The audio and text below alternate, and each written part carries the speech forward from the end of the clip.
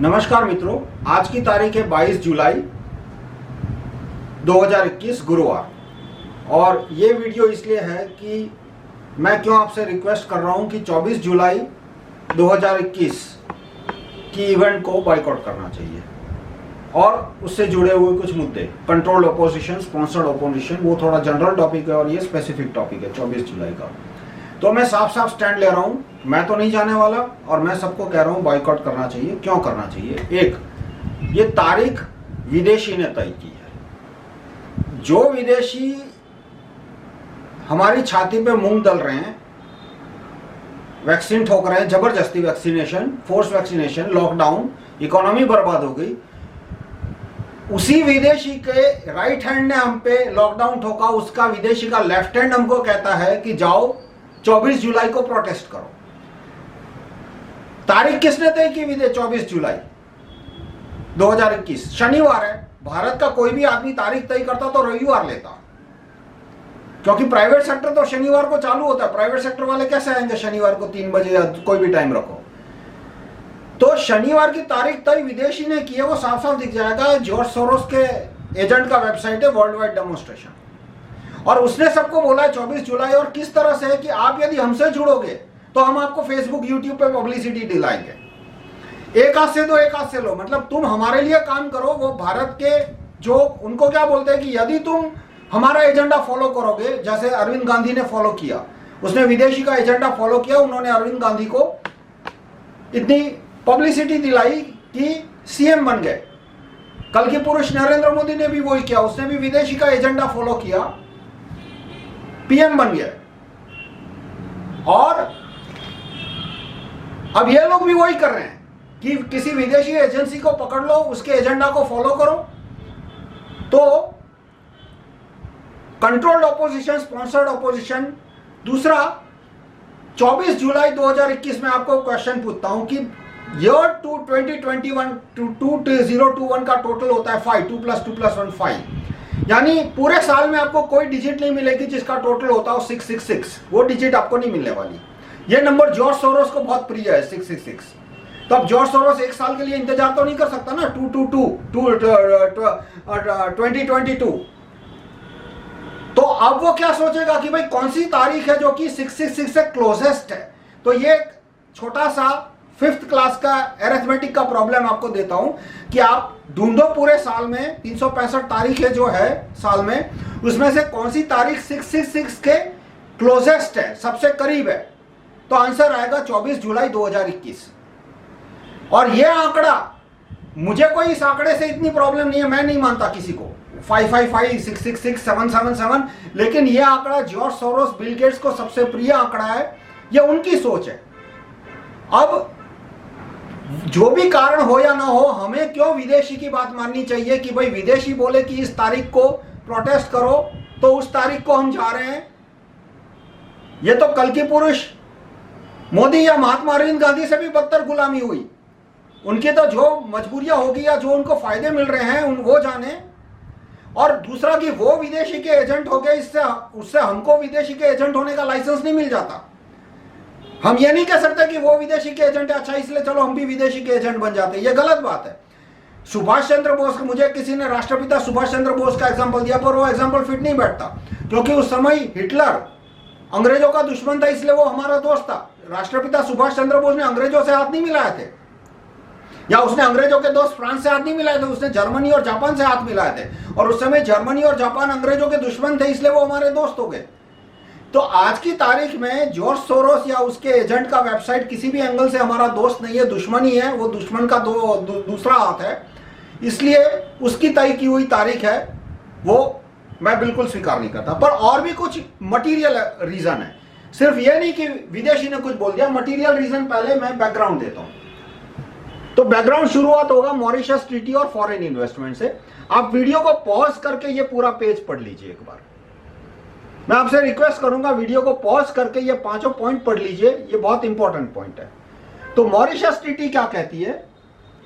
Mauritius treaty बहुत लंबी है, उसके अलग वीडियो बनाऊंगा जिसमें मैं उसका क्लॉज बाय क्लॉज रीडिंग करूंगा। लेकिन कहता है कि गोरा यदि भारत के अंदर पैसा इन्वेस्ट करता है, गोरा यानी बिल गेट्स या रॉथस्चाइल्ड या जो भी है, तो उस पे कैपिटल गेन्स टैक्स, यानी जो इन्वेस्टमेंट पे इनकम होगी उसको कैपिटल गेन्स में कन्वर्ट करना पड़ेगा, जो कि पॉसिबल है। बड़ी रकम हो, अच्छे खासे सीए हायर कर लो, पॉसिबल है। तो उसको जो कैपिटल गेन्स टैक्स होगा उस पर टैक्स कितना लगेगा, 0% टू 0%, यदि 2017 से पहले, और 2017 के बाद 0% टू 7.5%, यानी फॉर ऑल प्रैक्टिकल पर्पस वो भी 0% या 1-2% हो गया। तो गोरे की इनकम पे टैक्स लगेगा 0% प्रैक्टिकली, या 1% या 2%, जबकि भारत का कोई आदमी, और 2017 से पहले गोरे के इन्वेस्टमेंट पे टैक्स होता था 0%। अब भारत का कोई आदमी पैसा इन्वेस्ट करता है भारत में और इनकम कमाता है, पैसा कमाता है, तो उस पर इनकम टैक्स लगेगा 25 से 40%। तो लेवल फील्ड नहीं है। दूसरा, मान लो मॉरिशस ट्रीटी खत्म कर दी जाए कि भाई गोरे पे भी उतना ही टैक्स लगेगा जितना भारतीय पे लगता है, तो भी कुछ कुछ सेक्टर में हमें विदेशियों को नहीं आने देना चाहिए, जो ये है कौन सा, जैसे मीडिया, और उसके लिस्ट में मैंने अब और ऐड किए, पहले भी थे पर अब मैं ज्यादा एम्फेसिस कर रहा हूं, फार्मा, हॉस्पिटल, फूड और फार्म सेक्टर, खेती। क्यों? क्योंकि हम फ्री मार्केट के सपोर्टर है, जैसे कि मैं फ्री मार्केट का सपोर्टर हूं। तो भी गोरे के पास लूट का कैपिटल बेशुमार है, उसने इराक लूटा है, लीबिया लूटा है, अफ्रीका लूटा है। अब भारत की ना नियत है ना ताकत है कि वो बांग्लादेश भी लूट पाए, ठीक है। तो भारत का जो जिस आदमी ने फैक्ट्री लगाई है उसके पास लूट का कैपिटल नहीं है, तो उसने 100 रुपए की चीज बनाई, मार्केट में 110 बेचेगा। गोरा आएगा, उसको लागत पड़ेगी 115 रुपए, 20 रुपए, क्योंकि एफिशिएंसी ज्यादा नहीं है, कम है, एफिशिएंसी कम है उसकी, लेकिन वो बेचेगा 90 रुपए में। अमेजॉन है, फ्लिपकार्ट है, बहुत सारे जो ये रॉकफेलर रॉथस्चाइल्ड के अलग अलग फ्रंट है। क्यों? क्योंकि उसने इराक के और लीबिया लूट के इतना पैसा कमाया है कि अब वो आसानी से 20-25 रुपए का लॉस बर्दाश्त कर लेगा, और उसको पता है कि जब भारत का फैक्ट्री का मालिक तबाह हो जाएगा, बर्बाद हो जाएगा, खत्म हो जाएगा, तब वही वो 120 रुपए की चीज 150 में बेचेगा, 200 में बेचेगा। जैसे आज फूड ऑयल के प्राइस बढ़ रहे हैं क्योंकि ऑलिगोपोली आ गई उस इंडस्ट्री में। तो इसलिए 2007 से, आज की बात नहीं है, 1998 से मैं मॉरिशस ट्रीटी का विरोधी हूं। मेरे 2007 के मैनिफेस्टो है, ऑर्कुट पे पोस्ट है, उसमें है। अखबार में एडवर्टाइजमेंट दिया था 2012 में कि मॉरिशस ट्रीटी खत्म होनी चाहिए। 2014 में गुजरात समाचार में एडवर्टाइज दिया था मैंने अपने पैसे से, और हमारे मैनिफेस्टो में ये 2009 में है, 2014 में अभी भी है। पीएम को मैंने ओपन लेटर भी लिखे हैं कि मॉरिशस ट्रीटी खत्म होनी चाहिए। अब जो भारत के अंदर हमने देखा कि 2020 और 2021 में कैसे भय का माहौल था पूरे भारत में, उस भय के माहौल के पीछे सबसे बड़ा कारण क्या था? फॉरेन इन्वेस्टमेंट इन मीडिया, कि हमने मीडिया में फॉरेन इन्वेस्टमेंट आने दिया। इसलिए तो सॉल्यूशन क्या है कि भाई मीडिया में फॉरेन इन्वेस्टमेंट खत्म करो। और दूसरा कारण ईवीएम भी है, वो मेरे ईवीएम के वीडियो देख लेना। यदि आप मानते हो ईवीएम में हैकिंग जीरो नहीं है तो ईवीएम कारण, सॉरी, इनसाइडर मैनिपुलेशन, हैकिंग नहीं, तो वो कारण निकाल दो अपने टॉपिक पे से। पर यदि आप मानते हो कि वीवीपैट का जो कांच का रंग काला कर दिया, उसके पीछे गड़बड़ी करने की पॉसिबिलिटी है या हो रही है, तो फिर ईवीएम भी एक कारण है, क्योंकि उसकी वजह से मीडिया जिसके हाथ में है, पीएम सीएम को उससे डरना पड़ेगा। और पैसा भी है, और भी फैक्टर है, पर मीडिया तो है ही। तो जो भय का माहौल था वो किसकी वजह से था? पीएम, सीएम और मीडिया। और वो भय का माहौल क्यों एकदम एम्पलीफाई हो गया? क्योंकि हमने 2002 में ये कानून पास किए कि मीडिया में विदेशी इन्वेस्ट कर सकेगा, मीडिया खरीद सकेगा, media company, TV company, newspaper company खरीद सकेगा, और उसके ऊपर मॉरिशस ट्रीटी, यानी उसको प्रॉफिट होगा तो टैक्स नहीं लगेगा। तो फॉरेन इन्वेस्टमेंट पूरी तरह खत्म करना या नहीं, वो थोड़ा मैं साइड में रख देता था। मैं बोलता था कि भाई मीडिया में नहीं होना चाहिए, और आज की बात नहीं है। ये मेरा स्टैंड 1996 1998 से है और कंटिन्यूअसली। और उसके बाद मैंने ऐड किया जब ये लॉकडाउन और वो सब आया कि भाई मीडिया के साथ साथ किसी भी कीमत पर हमें फॉरेन इन्वेस्टमेंट मीडिया में नहीं आना देना चाहिए, फार्मा में नहीं, हॉस्पिटल में नहीं, और फूड में नहीं, और फार्म सेक्टर में नहीं। फूड और फार्म सेक्टर भी बाद में आए, थोड़े बाद में आए। तो मैं संपूर्णतः फॉरेन इन्वेस्टमेंट के खिलाफ हूं, पर फिर भी यदि मान लो स्ट्रेटेजी पॉइंट ऑफ व्यू से कोई कहता है कि भाई इसमें क्या बुरा है, इसमें क्या, तो मैं कहूंगा भाई पहले इसमें तो मुझे आज का आज खत्म करना है। तो ये मैंने आपको बैकग्राउंड दिया कि हम फोर्स वैक्सीनेशन के खिलाफ लड़ रहे हैं, लॉकडाउन के खिलाफ लड़ रहे हैं, तो उसके पीछे कारण आज की तारीख में भी क्या है, फॉरेन इन्वेस्टमेंट इन मीडिया। तो अब आप कहोगे कि भाई इसका अवेकन इंडिया मूवमेंट.com के वेबसाइट के मालिक से क्या लेना देना। तो ये लेना देना है कि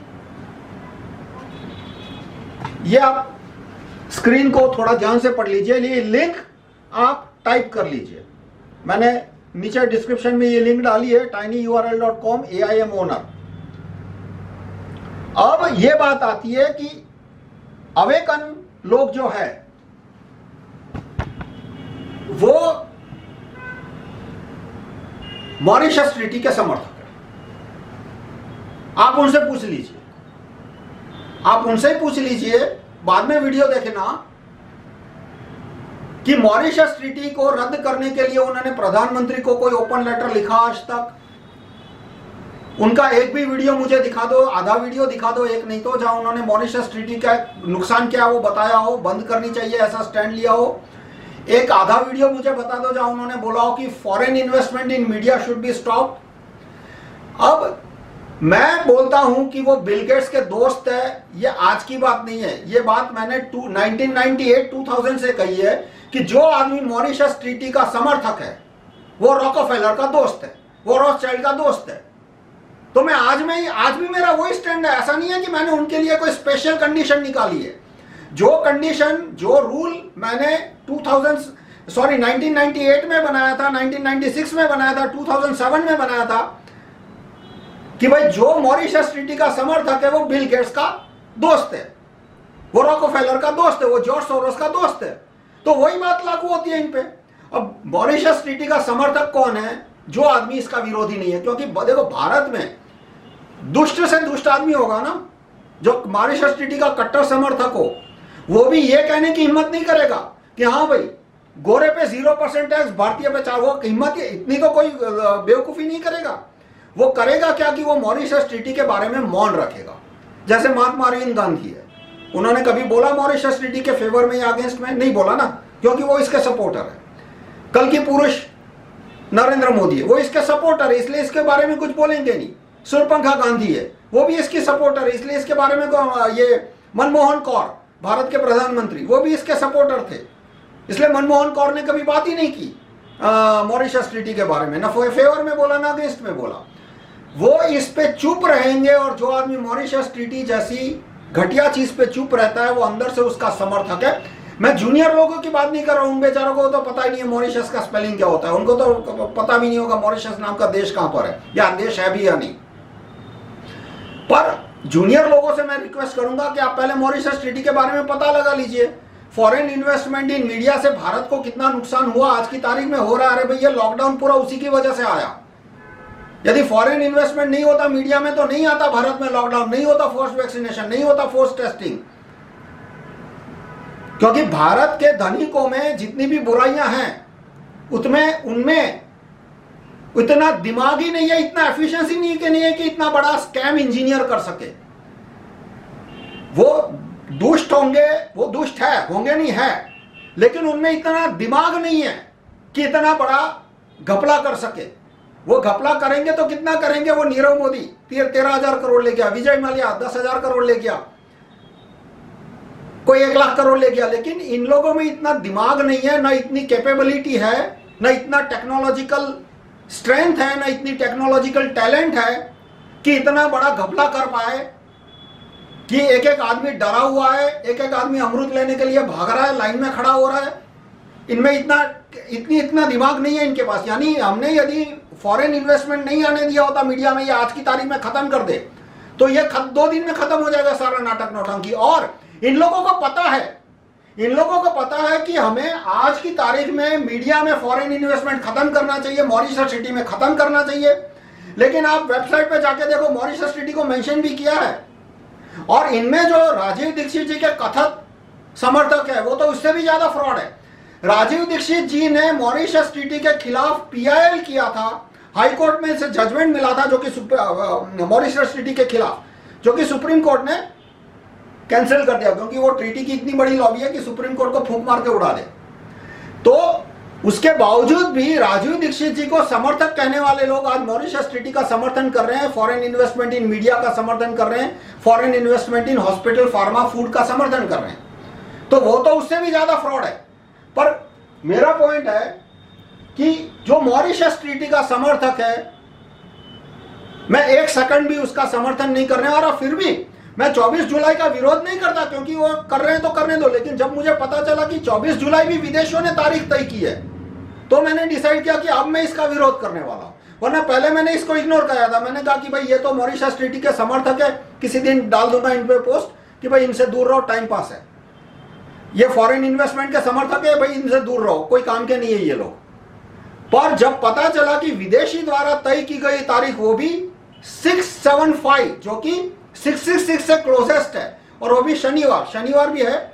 जो जॉर्ज सोरोस टाइप के लोग हैं, दानव बोलो, दैत्य बोलो, शैतान के पुजारी, जो भी बोलना हो, उनको शनिवार का दिन ज्यादा पसंद आता है, सबसे ज्यादा फेवरेट है। और रविवार का दिन उनके लिए सबसे लिए अशुभ है, हमारे लिए उल्टा है। हमें रविवार और गुरुवार हमारे लिए सबसे ज्यादा ये पवित्र है, उनके लिए उल्टा चलता है, उनके लिए शनिवार सबसे ज्यादा पवित्र है। पर वो सब जाने दो, क्वेश्चन ये मटेरियल क्वेश्चन है, इस पे फोकस करते हैं। अब बात आता है ओनर की। तो हुआ क्या कि उनके कुछ अंधभगत थे, वो आके मुझसे भिड़ गए। मैंने कहा भाई मेरे को सिर्फ ओनर का नाम दे दे, बाकी तू बाद में बात करना।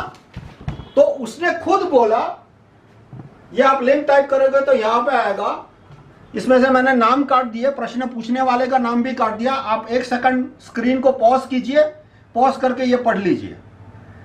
तो उसने बोला कि but the question is legitimate कि who is owner of awaken India movement website. मतलब जो अवेकन का अंधभगत था वो भी मेरी बात से एग्री हो गया कि भाई ये ओनर का नाम सीक्रेट नहीं होना चाहिए। तो अब देखो जो आंसर दिया है वो मेरी मानने में पूरा गलत है कि national steering committee owns the website. ये सेंटेंस गलत है। ओनरशिप एक लीगल कंसेप्ट है। कमिटी ओन नहीं कर सकती, ऑर्गेनाइजेशन ओन कर सकता है, आदमी ओन कर सकता है, कंपनी ओन कर सकती है। फिर भी the content that is posted is voted by national, चलो ये होगा, वोट करते होंगे, whose names are already public. Website पे तो नहीं लिखे नेम, फिर भी मैं देख लूंगा यदि वेबसाइट पे नाम लिखे होंगे तो। पर जहां तक मेरा ना मानना है, उस वेबसाइट पे ऊपर कोई नाम नहीं लिखे थे। पर चलो नाम लिख दे, वो नाम ऐड कर देंगे। तो owner name is not public as website can be only registered in one person's name, but we all own and control it together. ये sentence, so owner's name is irrelevant, it is only for registration process. ऐसा नहीं होता। जिस दिन owner कहे कि आज के दिन से ये कमिटी भाड़ में जाए, मैं अपने कंटेंट डालूंगा, उस दिन जो वेबसाइट को होस्ट करने वाला कंपनी है वो सिर्फ ओनर की बात सुनेगी। आज मैं बोल दूं कि भाई अच्छा ये एक वेबसाइट है, मान लो जैसे righttorecall.com या राइट टू रिकॉल पार्ट, जो भी है वेबसाइट जो मैंने बुक खरीदा है पार्टी के लिए, वो आज की तारीख में मेरी प्रॉपर्टी है। जब तक मैं उसको पार्टी के नाम पे ट्रांसफर नहीं करता, जो कि मैं करूंगा, तब तक वो मेरी प्राइवेट प्रॉपर्टी है। क्यों मेरी प्राइवेट प्रॉपर्टी है? क्योंकि कंपनी के पास कोई क्रेडिट कार्ड नहीं है। उस समय कंपनी के पास बैंक अकाउंट ही नहीं था, तो मैं कैसे वेबसाइट बुक करता कंपनी के नाम से? इसलिए उस समय मैंने अपने नाम से खरीदा। अब मैं कॉन्ट्रैक्ट बनाऊंगा मेरे और पार्टी के बीच में कि पार्टी है वो 1 रुपये में वेबसाइट खरीद लेगी। पर जब तक वो नहीं होता तब तक वो वेबसाइट मेरी प्राइवेट प्रॉपर्टी। इसी तरह से ये वेबसाइट किसी एक आदमी की प्राइवेट प्रॉपर्टी है। अब हर एक आदमी को सेल्समैन बना दिया उस वेबसाइट का, जो कि एक्टिविज्म का हिस्सा है। हम क्या है? हम राइट टू रिकॉल ड्राफ्ट के अनपेड सेल्समैन है। ये वोट वापसी मुख्यमंत्री का ड्राफ्ट है, हम सब इसके सेल्समैन है, या जो मार्केटिंग एजेंट बोलो, एक्टिविस्ट ही ठीक रहेगा। हम सब इस ड्राफ्ट का प्रचार करते हैं फ्री में, अपने टाइम से, अपने पैसे से। अब हर एक कार्यकर्ता को बोला जा रहा है कि तुम अवेकन इंडिया मूवमेंट.com के वेबसाइट का फ्री में प्रचार करो, टी शर्ट खरीदो। और मुझे टी शर्ट के प्राइस से कोई प्रॉब्लम नहीं है, 250 में बेचे, 2500 में बेचे, भाई खरीदने वाले को खरीदना है, बेचने वाले को बेचना है। मैं कौन होता हूं कि भाई 250 रुपये नहीं 20 रुपये होना चाहिए या 50 रुपये होना चाहिए? वो पॉइंट है ही नहीं। पॉइंट है कि कार्यकर्ताओं को उस वेबसाइट के प्रचार के लिए बोला जाता है, यानी कि वेबसाइट का प्रेजेंस बढ़ रहा है। कल परसों जो भी, वो बिल गेट्स का दोस्त इसलिए क्योंकि मॉरिशस ट्रीटी का समर्थक है, वो बिल गेट्स का दोस्त है, वो जिस समर्थक है बिल गेट्स का, और उसने कंटेंट चेंज करने शुरू कर दिया अपने हिसाब से। तो कोई लीगल कंट्रोल किसी के पास नहीं है, और उससे, और ऐसा इंटरनेट का स्ट्रक्चर इस तरह से। तो ये पॉइंट नहीं है कि आदमी की नीयत बदल जाएगी, क्वेश्चन है कि आदमी का नाम पता तो होना चाहिए, और किससे छुपा रहे हो। आपने देखा कि पेगासस जो कि गूगल की एक कंपनी है, शक्तिमानी गंगाधर है, गंगाधरी शक्तिमान है, पेगासस ही गूगल है, गूगल ही पेगासस है। वो आपके फोन में घुस के सारा डेटा चुरा सकता है। तो क्या बिल गेट्स को पता नहीं होगा कि इस वेबसाइट का मालिक कौन है? CIA को पता नहीं होगा? उनको तो पता है। जॉर्ज सोरोस को पता नहीं होगा? उनको तो पता है, लगाना हो तो 2 दिन में पता लगा लेंगे, 1 घंटे में पता लगा लेंगे। तो बात किससे छिपा रहे हो? भारत के लोगों से। अब मेरे पास 99% रिलायबल इंफॉर्मेशन है कि इस वेबसाइट का मालिक कौन है। मैं नाम क्यों नहीं ले सकता? क्योंकि वो दूसरे सेकंड मेरे पे डिफेमेशन का केस फाइल कर सकता है कि तुम्हारे पास क्या सबूत है। इंटरनेट पे जहां तक सबूत का सवाल है, एक ही सबूत है, who is registry. Who is registry पे जहां पे देखो नाम कौन है, वहां पे लिखा है कॉन्फिडेंशियल, नॉट डिस्क्लोज्ड। तो यदि इररिलेवेंट है ओनर का नाम, तो नाम क्यों नहीं डाल देते? तो और मुझे काफी टाइम से, आज की बात नहीं कर रहा, पिछले 20-30 साल से कॉन्फिडेंशियलिटी से चिढ़ है। जैसे मेरा प्रपोजल क्या था जब ये पूरा पैंडेमिक शुरू हुआ, मतलब जो भी है, मार्च 20 कि भाई जो ट्विटर पे मैंने डाला, आप देख सकते हैं डेट के साथ, 27 मार्च 2020, कि भाई जिस आदमी का मृत्यु होती है उसका नाम वेबसाइट पे आना चाहिए, उसका वोटर आईडी आना चाहिए, उम्र आनी चाहिए, cause of death as reported by doctor, cause of death as reported by relative, ताकि पता चले कि आदमी एक्सीडेंट में मर गया और ठप्पा मार दिया कोरोना का। तो ट्रांसपेरेंसी, यानी कि जितनी इंफॉर्मेशन हो सके पब्लिक में आनी चाहिए, वो हमेशा मेरा स्टैंड रहा है। तो आज मैं क्यों एक आदमी के लिए स्टैंड बदलूं अपना? और साथ साथ ये भी स्टैंड रहा है कि जो आदमी इंफॉर्मेशन छिपाता है वो प्राइमा फेसी गलत आदमी है। और यही बात मैंने सरकार के लिए बोली कि भाई सरकार डेथ रजिस्ट्री पब्लिक नहीं कर रही, कि जिस आदमी का डेथ मृत्यु हुई उसका नाम पब्लिक में आना चाहिए, और नहीं कर रही तो सरकार गलत है। तो जो इल्जाम मैंने सरकार पे लगाया, किस पॉइंट पे लगाया? कि वो डेथ रजिस्ट्री पब्लिक नहीं कर रही, इंफॉर्मेशन पब्लिक नहीं कर रही। तो यहां पे वही बात आती है। तो क्या मैं सरकार के लिए कोई अलग मापदंड रखूं और इनके लिए कोई अलग मापदंड? और मेरे लिए भी वही मापदंड है कि हमारी पार्टी के जितने भी, जैसे अभी यूपी के कैंडिडेट हम ढूंढ रहे हैं, तो जो भी आदमी बोलता है मैं कैंडिडेट होने को तैयार हूं, हम सीधा उसका वेबसाइट पे नाम डाल देते हैं। सॉरी, हमारे फेसबुक प्रोफाइल पे, वेबसाइट अभी अंडर कंस्ट्रक्शन है। अब वो आदमी हमको बोलता है कि भाई तुमने नाम डाला, मेरे को 4 पार्टी के लोग फोन कर रहे हैं कि तू हमारा कैंडिडेट बन जा, हम 20,000 देंगे, हमारा कैंडिडेट बन जा, हम 10,000 देंगे। मैंने कहा देखो भाई, नाम तो हम पब्लिक कर देंगे, और हमें तुम पे भरोसा है कि तुम नहीं बिकोगे, और बिक गए तो वैसे भी तुम हमारे काम के नहीं थे, पर हम नाम सीक्रेट नहीं करने वाले। तो कि मेरे एम्प्लॉयर को पता लग गया तो ऐसा करो, तुम पोस्ट अभी डिलीट कर दो, बाद में रखना, लेकिन बाद में कोई और आ गया तो हम उसको दे देंगे, क्योंकि हमारे यहाँ फर्स्ट कम फर्स्ट सर्व्ड और थोड़ा बहुत क्राइटेरिया है सिलेक्शन का। पर ऐसा नहीं होता, तुमको कैंडिडेट बनना है, पब्लिक करना पड़ेगा। तो इस तरह से मैक्सिमम ट्रांसपेरेंसी का मेरा हमेशा एक स्टैंड रहा है, और वो स्टैंड कार्यकर्ता के लिए बहुत इंपॉर्टेंट है। कोई आपको घुमा फिरा के चाणक्य नीति, रणनीति, कृष्ण का एग्जाम्पल दे तो मत पढ़ना उसमें। वो जमाना अलग था, आज का जमाना अलग है। आज हमें संख्या की जरूरत है। कृष्ण को संख्या की जरूरत नहीं थी, चाणक्य को संख्या की कम जरूरत थी, पर कम जरूरत थी। आज हमें लाखों करोड़ों नागरिकों के समर्थन की जरूरत है। तो ऐसे में जब तक 100% ट्रांसपेरेंसी नहीं होगी, मैक्सिमल 100% नहीं तो मैक्सिमम पॉसिबल, तब तक हमें समर्थन नहीं मिलेगा लोगों का। अब ये एक इंपॉर्टेंट पॉइंट है। मैं दूसरा पॉइंट बताऊं कि 24 जुलाई का क्यों मैं बहिष्कार करता हूं, कि आज देश को जरूरत क्या है? पॉलिटिकल ऑल्टरनेटिव की, इलेक्टोरल पॉलिटिकल ऑल्टरनेटिव की। ये नहीं कि इधर जाके सड़क पे चिल्लाओ, ये नहीं कि उधर जाके सड़क पे चिल्लाओ। ये जितने भी महारथी है, विश्वरूप छोटे गांधी, अवेकन, बिहार में चुनाव आए, उन्होंने कोई पॉलिटिकल ऑल्टरनेटिव खड़ा करने की कोशिश की। आप कहोगे हमने सिर्फ 4 कैंडिडेट किए। भाई आपने समर्थन जितना दिया, जितना हमको मिला, पैसे की बात नहीं कर रहा, हमारे राइट टू रिकॉल पार्टी में पैसा सीधा कैंडिडेट को जाता है, पार्टी के अकाउंट में आता ही नहीं है। मेरे अकाउंट में नहीं आता, ना पार्टी के अकाउंट में आता है। जिसको देना होता है 5,000, 2,000, 10,000, हम उसको सीधा कैंडिडेट का नाम देते हैं कि भाई ये कैंडिडेट है, इसको दे, ये पैम्पलेट, ये आदमी पैम्पलेट छपवा रहा है, इसको पैम्पलेट का पैसा दे दे। तो अब लेकिन छोटे गांधी को, अवेकन को, उनको तो करोड़ों के चंदे मिले थे, शायद अवेकन को लाखों के मिले होंगे, करोड़ों के नहीं। और ये छोटे गांधी को तो और करोड़। मुझे कोई जेलसी नहीं है, उनकी मेहनत, उनकी किस्मत, उनकी अच्छाइयाँ, उनकी बुराइयाँ, देने वाले ने दिए, लेने वाले ने लिए, मैं कौन होता हूँ बीच में बोलने वाला। पर पैसे का उपयोग उन्होंने, जो न्यू वर्ल्ड ऑर्डर पार्टियां हैं, जो रॉथस्चाइल्ड की पार्टियां हैं, कांग्रेस है, आरएसएस है, आम आदमी पार्टी है, नीतीश कुमार की पार्टी है, उसके खिलाफ वो उनके वोट कम करने का उन्होंने कोई प्रयत्न किया नहीं किया। तो हुआ क्या, चुनाव हुए, हमको मिलने थे आधे % वोट, 1% वोट मिले, और वो भी 4 सीट में, ठीक है। बाकी पूरा 99% वोट ये न्यू वर्ल्ड ऑर्डर पार्टियों को चला गया। तो फिर से उनकी लेजिटिमेसी एस्टेब्लिश हो गई।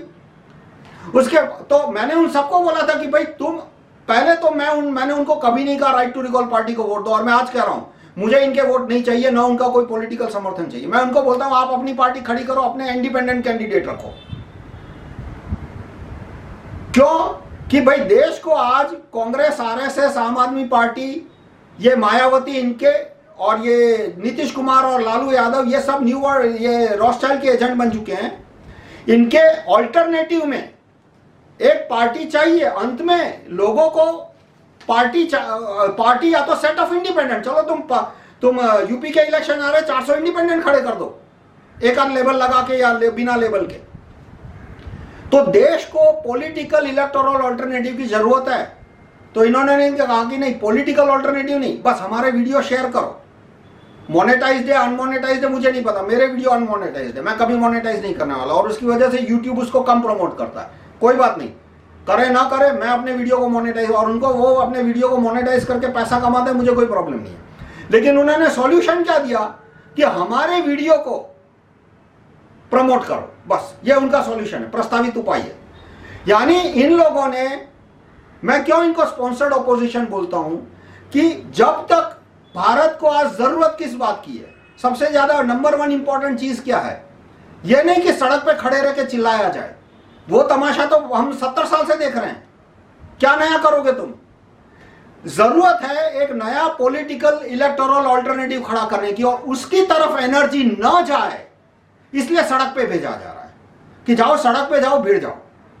दूसरी बात, लॉकडाउन आया मुख्यमंत्री और प्रधानमंत्री के ऑर्डर पे। अभी जो लॉकडाउन है वो मुख्यमंत्री के ऑर्डर पे, अभी जो फोर्स वैक्सीनेशन है वो प्रधानमंत्री के ऑर्डर पे नहीं है, मुख्यमंत्री के ऑर्डर पे है।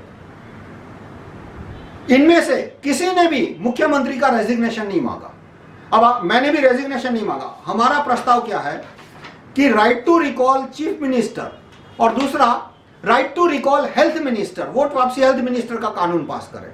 क्योंकि किसी ने बोला कि भाई सीएम के अंदर तो लैंड डिपार्टमेंट है, पुलिस डिपार्टमेंट है, एजुकेशन है, 50 डिपार्टमेंट है, बात लॉकडाउन की हो रही है, बात फोर्स वैक्सीनेशन की हो रही है, तुम ये सारे डिपार्टमेंट क्यों बीच में ला रहे हो? और उसकी बात में थोड़ा प्लस पॉइंट था, मैंने एक्सेप्ट किया, और फिर मैंने भी पॉइंट रखा कि भाई ये एक वैलिड पॉइंट आया है। तो हमारे कार्यकर्ता है पवन कुमार शर्मा, उन्होंने कहा कि भाई ये पॉइंट वैलिड है, तो हमें क्या करना चाहिए कि हमें right to recall health minister का प्रचार भी करना चाहिए। वो ड्राफ्ट ऐसा नहीं आज से है, 2006 से है, और वो वेबसाइट पे 2017 में डाला था हमने, ये पेंडेमिक में, ये जो भी है शुरू हुआ उसके 2 साल पहले।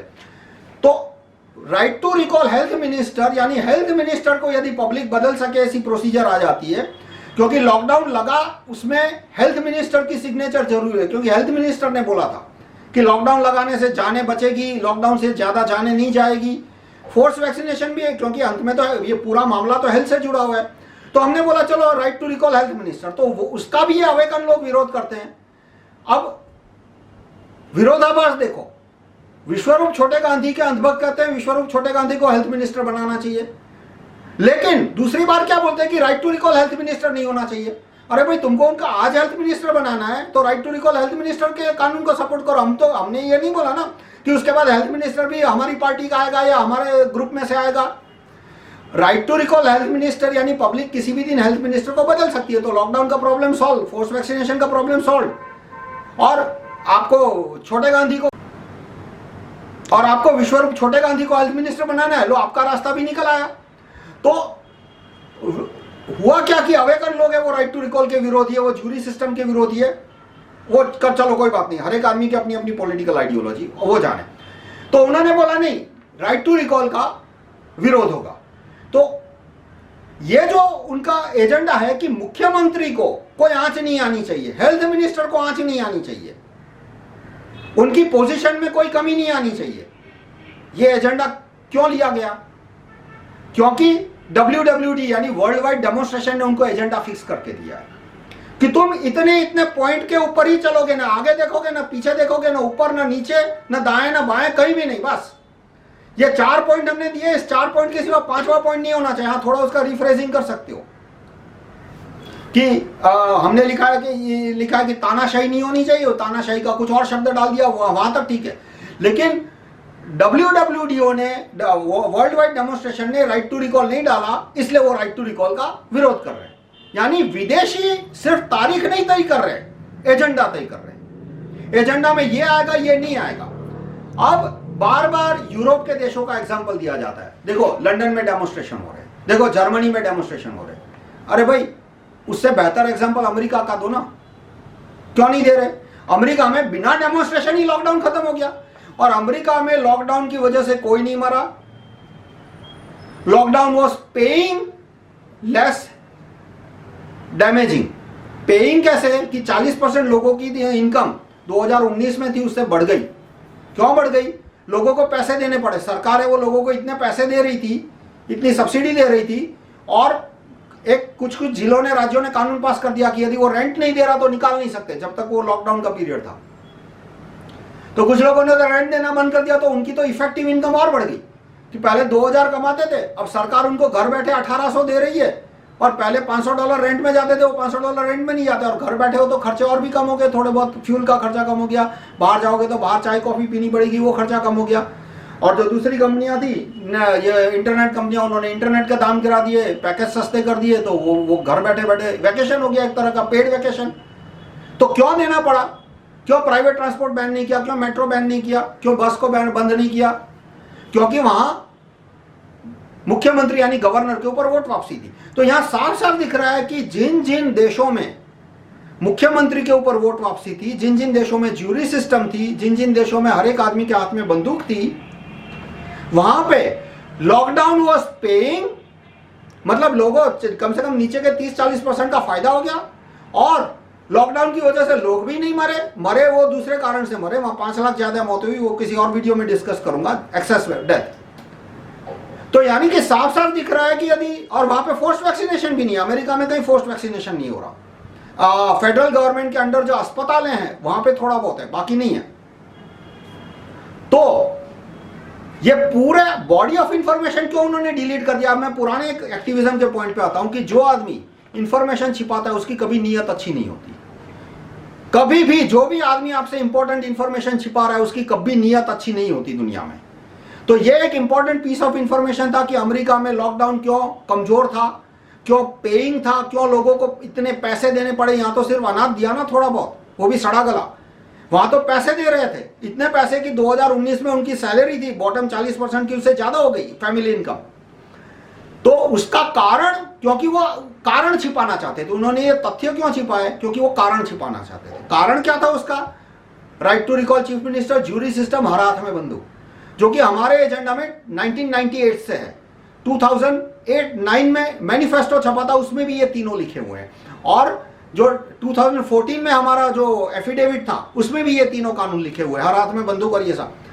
तो इन तीनों के ये विरोधी है। अब विरोधी है उससे मुझे कोई प्रॉब्लम नहीं है। देखो, हर आदमी की अपनी छूट, पॉलिटिकल आइडियोलॉजी में ऐसा नहीं है कि जो मेरी बात बोले वो सच, पर उन्होंने इंफॉर्मेशन छिपाई, वो डिसऑनेस्ट स्टेप है, बेईमानी है। ये इंफॉर्मेशन क्यों छिपाई? क्योंकि वो सिर्फ अपने रास्ते पे दौड़ा। उनका रास्ता क्या है कि पुलिस से भिड़ जाओ, मतलब डेमोन्स्ट्रेशन किसी कानून के लिए नहीं करना, कोई कानून नहीं लाना उन्हें कि जिससे ये प्रॉब्लम कम हो जाए। इसका विरोध करो, उसका विरोध करो, मास्क का विरोध करो। अब अब 3 चीजें हैं, फोर्स्ड वैक्सीनेशन, लॉकडाउन, मास्क। अब किसी भी आदमी से पूछ लो कि भाई सबसे 3 में से सबसे ज्यादा नुकसान आपको किससे जाएगा, कोई कहेगा फोर्स्ड वैक्सीनेशन, कोई कहेगा लॉकडाउन, लेकिन कोई भी आदमी मास्क को नंबर 1 प्रायोरिटी नहीं देगा। तो फिर नाटकीय एक ड्रामा खड़ा करने के लिए ये ऐड कर दिया। अब दूसरा पॉइंट आता है, मैं मास्क का विरोधी हूं, मास्क के कानून का विरोधी हूं कि मास्क का कानून नहीं होना चाहिए, जिसको पहनना है पहने, नहीं पहनना नहीं पहने। और मैंने एक दूसरा वीडियो बनाया इसी YouTube चैनल में, आप देख लेना, मास्क का ऐसा डिजाइन बनाया कि आपको जरा भी घुटन नहीं होगी, आपको लगेगा ही नहीं कि आपने मास्क पहना है। और मास्क रखो और थोड़ा नीचे कर दो यहां तक, तो कोई पुलिस वाला परेशान करने नहीं आता आपको।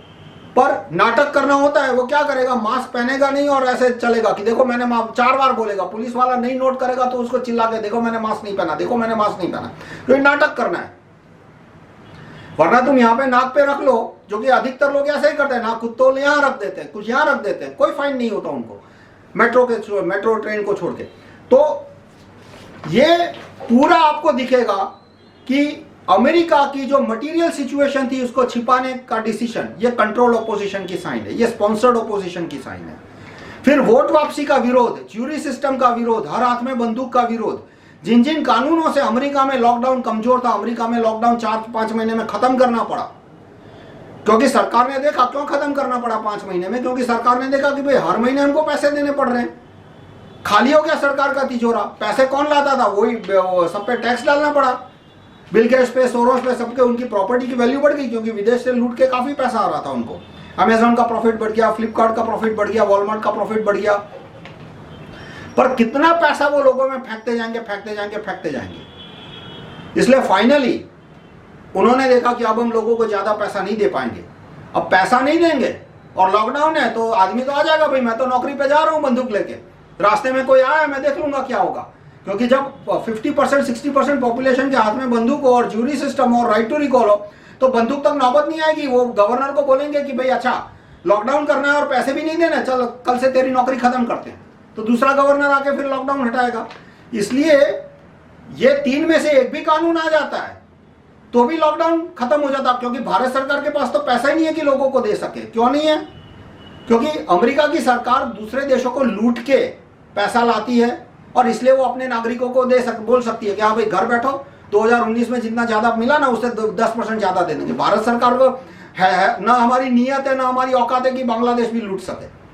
इसलिए भारत सरकार तो यदि लॉकडाउन लाती और यदि राइट टू रिकॉल गवर्नर होता, ज्यूरी सिस्टम होती, हर हाथ में बंदूक होता, तो 1 हफ्ते में लॉकडाउन खत्म करना पड़ता। तो ये सारे मटेरियल ऑब्जर्वेशन, जिसको मैं बोलता हूं मटेरियल आर्ग्यूमेंट है, उसको भी साइडलाइन करके ये बोलते हैं कि नहीं, इनमें से एक भी कानून का हमें समर्थन नहीं करना। और फिर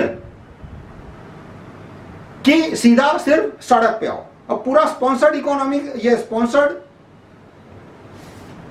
ऑपोजिशन या का कैसे नाटक चलता है कि एक जमाना था दुरात्मा गांधी कि जब अंग्रेज अखबार वाले को पैसे देते थे कि दुरात्मा गांधी की फोटो रोज छापनी है, और वो सिलसिला 2010 तक चलता रहा। दुरात्मा अन्ना की फोटो आपने देखी हर अखबार में, महात्मा अरविंद गांधी की फोटो देखी, तो वो आप सब जानते हैं कि मीडिया को किस तरह से पैसे मिलते हैं प्रमोशन के लिए। कल की पुरुष नरेंद्र मोदी की फोटो, टीवी में इंटरव्यू, सूर्यपंखा गांधी को भी प्रोजेक्ट किया। फिर अब हद से ज्यादा इनएफिशिएंसी हो राहुल गांधी में कि 2+2 भी ना कर पाए, तो फिर एक लिमिट होती है पेड मीडिया की। पर फिर भी कोशिश तो की, जितना मिला उतना मिला। पर अब टेक्निक बदल गई है। अब टेक्निक क्या है कि कोई डायरेक्ट कांटेक्ट नहीं होता। जो रॉथस्चाइल्ड रॉकफेलर के एजेंट होते हैं वो यूट्यूब फेसबुक पे देखते हैं कि कौन आदमी हमारे एजेंडा को सूट करता है। अच्छा देखो, 1-2 करोड़ लोग हैं जो कि फोर्स वैक्सीन के खिलाफ है भारत में, ज्यादा 70 करोड़ लोग हैं जो कि लॉकडाउन के खिलाफ है। तो ये लोग इनको यदि हमने कोई झूठा ऑपोजिशन नहीं दिया, फेक ऑपोजिशन नहीं दिया, तो हो सकता है ये असली ऑपोजिशन की साइड पे चले जाए। इसलिए जैसे इंडिया अगेंस्ट करप्शन जैसा फेक ऑपोजिशन खड़ा किया था, इस तरह का एक फेक ऑपोजिशन खड़ा कर दो। पर खड़ा कैसे करते हैं? वो ऐसे लोगों को देखते हैं कि हाँ भाई ये आदमी वैक्सीनेशन के खिलाफ बोल रहा है, लॉकडाउन के खिलाफ बोल रहा है, लेकिन ये राइट टू रिकॉल का विरोधी है, ज्यूरी सिस्टम का विरोधी, हर हाथ में बंदूक का विरोधी है, हाँ इसको स्पॉन्सर कर दो। क्योंकि पता है कि, और ये पॉलिटिकल ऑल्टरनेटिव खड़ा करने के भी विरोधी है कि भाई वो इलेक्शन में नहीं खड़ा रहना चाहिए आदमी को, सिर्फ सड़क पे जाके नारेबाजी करनी चाहिए। यानी जब चुनाव आएगा तब सारे के सारे वोट न्यू वर्ल्ड ऑर्डर पार्टियों को मिलेंगे, पेड मीडिया पार्टी को मिलेंगे, रॉथस्चाइल्ड पार्टी को मिलेंगे। तो जो आदमी लोगों को गोल गोल घुमाए, ऐसे आदमी को स्पॉन्सर करो। तो उसकी वजह से आज परिस्थिति और खराब हो गई है। पहले क्या था कि जो स्पॉन्सर्ड ऑपोजिशन था, जो कंट्रोल ऑपोजिशन था, वो डिसऑनेस्ट होता था, 100% डिसऑनेस्ट होता था। उनको पता होता था कि भाई मेरी फोटो अखबार में आई ना, वो गोरे ने पैसे दिए थे इसलिए आई। जैसे महात्मा गांधी को पता था कि अच्छा सारे अखबार ने मेरी फोटो छापी तो इसलिए नहीं क्योंकि मैं बहुत हैंडसम हूं, या इसलिए नहीं क्योंकि मैंने कोई बहुत अच्छी बात कह दी, इसलिए क्योंकि गोरे ने पैसा दिया था उस अखबार वाले को।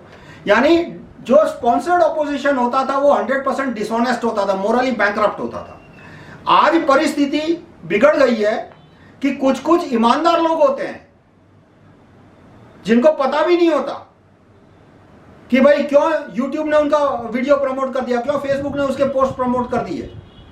और कुछ कुछ मोरली बैंकरप्ट भी होते हैं, जैसे कि छोटे गांधी है, वो नाइव नहीं है, उनको पता है कि मैं मॉरिशस ट्रीटी के खिलाफ बोलूंगा तो YouTube मेरा फटाक से व्यूअरशिप कम कर देगा, Facebook कम कर देगा। उनके जो अलग अलग ग्रुप है, फैन क्लब और ये और वो, इसलिए वो सीजन्ड है। उनको पता है कि हाँ मुझे सिर्फ वैक्सीन के खिलाफ बोलना है, मुझे सिर्फ फार्मा के भी खिलाफ बोलना है, मुझे बैंक की लूट के खिलाफ नहीं बोलना, मुझे फॉरेन इन्वेस्टमेंट की वजह से क्या प्रॉब्लम हो रहा है वो नहीं बताना, मीडिया में फॉरेन इन्वेस्टमेंट की वजह से क्या क्या नुकसान हो रहा है वो मुझे नहीं बोलना, मुझे फॉरेन इन्वेस्टमेंट के खिलाफ कुछ बोलना ही नहीं है, इसलिए वो नहीं बोल रहे। वो डिसऑनेस्ट कंट्रोल्ड ऑपोजिशन है। और कुछ कुछ है वो धीरे धीरे उनको पता लगता जाता है कि मुझे ये बोलना है, ये नहीं बोलना है। बिगिनिंग में हो सकता है वो ऑनेस्ट रहे हो, बिगिनिंग में हो सकता है उनको पता हो rules of the game. Rules of the game क्या है कि कुछ लोग हैं जिनको लॉकडाउन के खिलाफ सुनना है, कुछ लोग हैं जिनको कोरोना के खिलाफ सुनना है, कुछ लोग हैं जिनको फोर्स वैक्सीनेशन के खिलाफ सुनना है। तो बस एजेंडा, काफी लोग हैं जिनको फार्मा के खिलाफ सुनना है, तो एजेंडा इतना मर्यादित रखो। इससे आगे बढ़ाया, यदि मॉरिशस ट्रीटी के खिलाफ बोला तो फटाक से हम तुम्हारा यूट्यूब चैनल का व्यू का मतलब ग्रे आउट कर देंगे, ब्लैकआउट नहीं पर ग्रे आउट कर देंगे, व्हाइट आउट भी बोलते हैं उसको। व्हाइट आउट जैसे मेरा चैनल व्हाइट आउट है। मेरे जो सब्सक्राइबर है जिन्होंने नोटिफाई क्लिक करके रखा है उनको भी नहीं पता चलता जब मैं चैनल डालता हूं, उनको कोई नोटिफिकेशन ही नहीं जाता। इसलिए मैं बोलता हूं कि देखो भाई तुमको मेरे चैनल पे आना पड़ेगा, यूट्यूब तुमको नहीं। मेरा फेसबुक पे पोस्ट डालता हूं, 5000 फ्रेंड है, 5000 फॉलोवर है, उनमें से किसी को ना, कुछ लोगों ने सी फर्स्ट में मुझे क्लिक करके रखा है, तो बोलते हैं तो भी मेरी न्यूज फीड में नहीं आते। मैंने कहा नहीं आऊंगा भाई, तुमको मेरी वॉल पे आना पड़ेगा, फिर मैं अलग वेबसाइट बनाने वाला हूं, वो सब करूंगा, पर वो बहुत मेहनत वाला काम है। तो ये एक कैटेगरी खड़ी हो गई है कि नाइव स्पॉन्सर्ड ऑपोजिशन, कि उनके दिमाग में कुछ, बस उनको पता ही नहीं है मॉरिशस ट्रीटी क्या है, बस वो पहले जा रहे हैं वैक्सीन के खिलाफ, वो पहले जा रहे हैं फोर्स लॉकडाउन के खिलाफ। उनको पता नहीं है कि फोर्स्ड वैक्सीनेशन के पीछे मॉरिशस ट्रीटी है, उनको पता नहीं है कि लॉकडाउन के पीछे मॉरिशस ट्रीटी है, उनको पता नहीं है कि लॉकडाउन के पीछे फॉरेन इन्वेस्टमेंट इन मीडिया है। जिस दिन उनको पता लगता है तब उनको चॉइस करनी पड़ती है। उनको दिख जाता है कि अब मैं इस पे बोलूंगा तो YouTube मुझे व्हाइट आउट कर देगा, तो उसके बाद उनको डिसाइड करना पड़ता है कि अब उन्हें गांधी बनना है या उन्हें दीक्षित बनना है, राजीव दीक्षित। और हत्या भी हो सकती है, वो तो आगे आगे जैसे देखा जाएगा, वो अलग बात है। छोटा राजीव दीक्षित होगा तो सिर्फ उसको व्हाइट आउट करेंगे क्योंकि हत्या करने से बहुत नुकसान होता है, और आगे गया तो हो सकता है हत्या हो।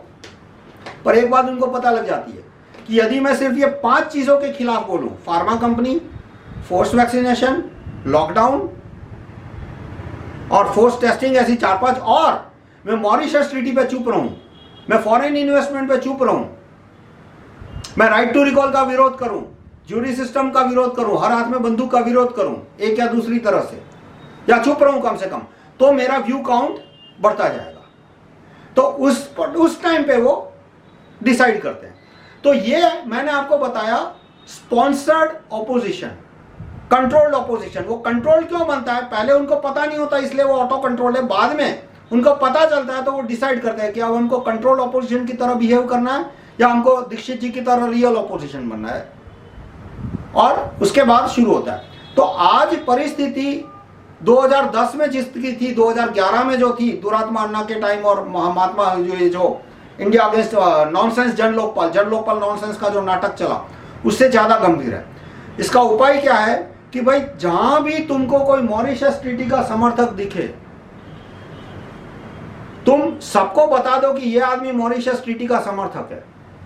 फिर वो गांधी हो या अवेकन हो या मैं हूं या कोई भी हो, भले वो राजीव दीक्षित का फोटो लगा के घूमता हो हनुमान की तरह की छाती चीर के, देखो यहाँ पे दीक्षित जी है, पर उससे पूछो भाई मॉरिशस ट्रीटी के खिलाफ वीडियो बनाया ना, वो हमको दिखा दे। तुमने प्रधानमंत्री को ओपन ऑर्डर भेजा, जो राजीव दीक्षित जी का वीडियो है, राजीव दीक्षित जी ने खुद कहा है कि भारत के हर एक नागरिक को प्रधानमंत्री को, मुख्यमंत्री को आदेश भेजने चाहिए। ये उनका वीडियो है। मतलब मैंने तो ये पूरी सिस्टम डिजाइन की थी ईयर 2010 में, 2011 में। मैंने उनका वो स्पेसिफिक वीडियो नहीं देखा था, पर उनके अधिकतर वीडियो का व्याख्यान का सार यही निकलता था।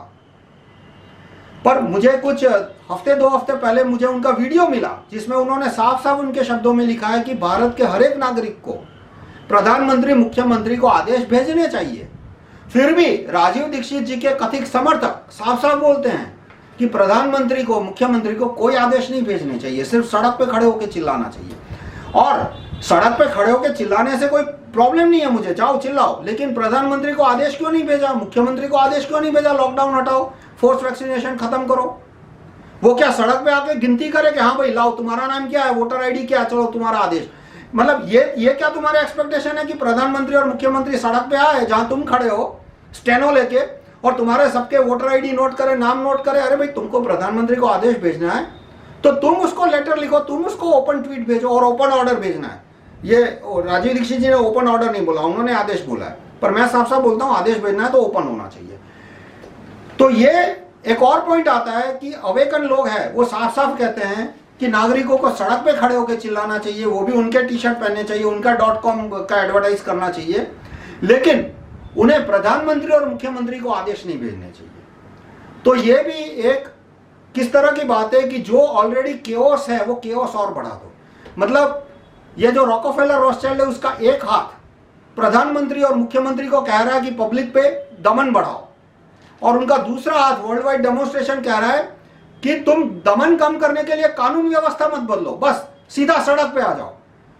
तो इससे क्या होगा कि घर का, मान लो किसी के घर का एक कमरा जल रहा है, तो कुछ आदमी होते हैं कि चलो भाई जाके आग बुझाते हैं, कुछ आदमी होते हैं कि चलो भाई अपना पराठा सेक लेते हैं कि वीडियो प्रमोट हो जाएंगे मेरे, थोड़ा मोनेटाइज हो जाएगा, थोड़े और कस्टमर मिल जाएंगे, उनसे कंसल्टिंग बेसिस पे कुछ और इनकम हो जाएगी।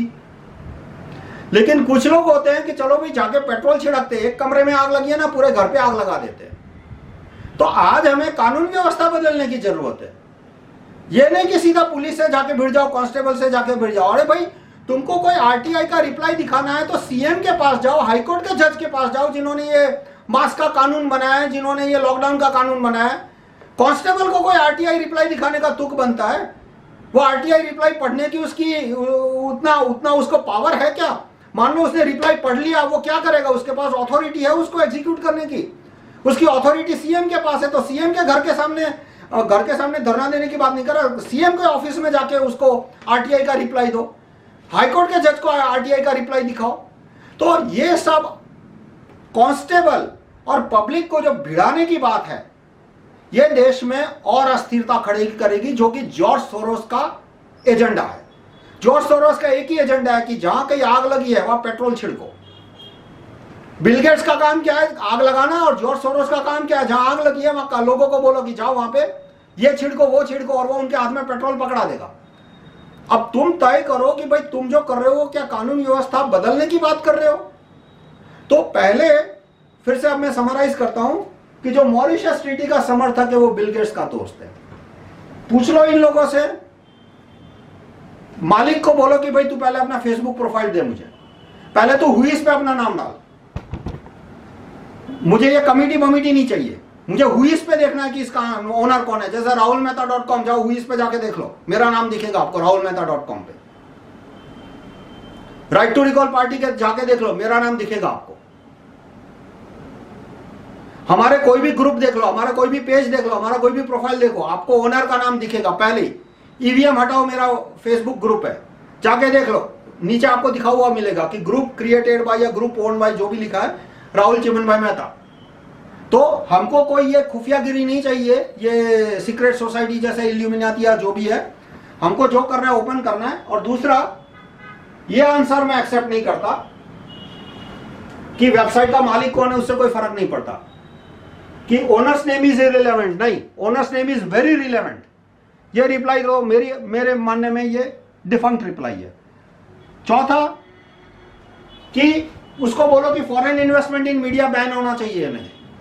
पांचवा, कि अमेरिका में लॉकडाउन कमजोर था और पेइंग था, बॉटम 40% को तो फायदा हो गया। ये सारी इंफॉर्मेशन क्यों आप वेबसाइट पे नहीं डालते, ये अवेकन पे जागरूक करना है लोगों तो पहले इंफॉर्मेशन तो दो। पहले तो मुझे अवेकन शब्द अच्छा नहीं लगता, मतलब वो एक तरह का अपमानजनक शब्द है, सुपीरियरिटी। मतलब मैं तुमको कहूं कि मैं अवेकन हूं, यानी क्या तुम सोए हुए हो? मतलब हम क्या बोलते हैं राइट टू रिकॉल वाले, कि भाई हमारे पास कुछ इंफॉर्मेशन है और आपके पास नहीं है, मैं आपको इंफॉर्मेशन दूंगा, हमारे बीच में जो डिफरेंस है वो खत्म हो जाएगा। जैसे मैंने आपको अमेरिका के लॉकडाउन के बारे में इंफॉर्मेशन दी, जो कि शायद आपके पास पहले नहीं थी, पर मैंने इंफॉर्मेशन दे दी, अब डिफरेंस खत्म हो गया। लेकिन मैं ऐसा नहीं बोलता कि मैं कोई सुपीरियर आदमी हूं, मैं तुमसे बहुत महान हूं, कि देखो मैं जगा हुआ हूं, तुम सोए हुए। पर फिर भी मैं शब्द विवाद में नहीं पढ़ूंगा। उन्होंने नाम रख दिया अवेकन, अब नाम बदलने का टाइम भी नहीं होता, तो चलो वो नाम जाने दो। इसलिए शब्द थोड़ा चिड़ खड़ी करे ऐसा शब्द है, पर जैसे मैंने बोला मैं शब्द विवाद में नहीं पढ़ूंगा। उसके बाद आता है कि यदि वो कंट्रोल ऑपोजिशन नहीं है तो क्या जरूरत है उन्हें फॉरेन इन्वेस्टमेंट इन मीडिया को सपोर्ट करने की? क्या जरूरत पड़ गई उनको फॉरेन इन्वेस्टमेंट इन फार्मा को सपोर्ट करने की? क्या जरूरत पड़ गई उनको मॉरिशस ट्रीटी पे को सपोर्ट करने की? यदि कंट्रोल ऑपोजिशन नहीं हो तो behave as if you are not a control opposition. मैं बहुत छोटा था, 8-9 साल का, तब कुछ ज्यादा ही शरारत कर रहा था।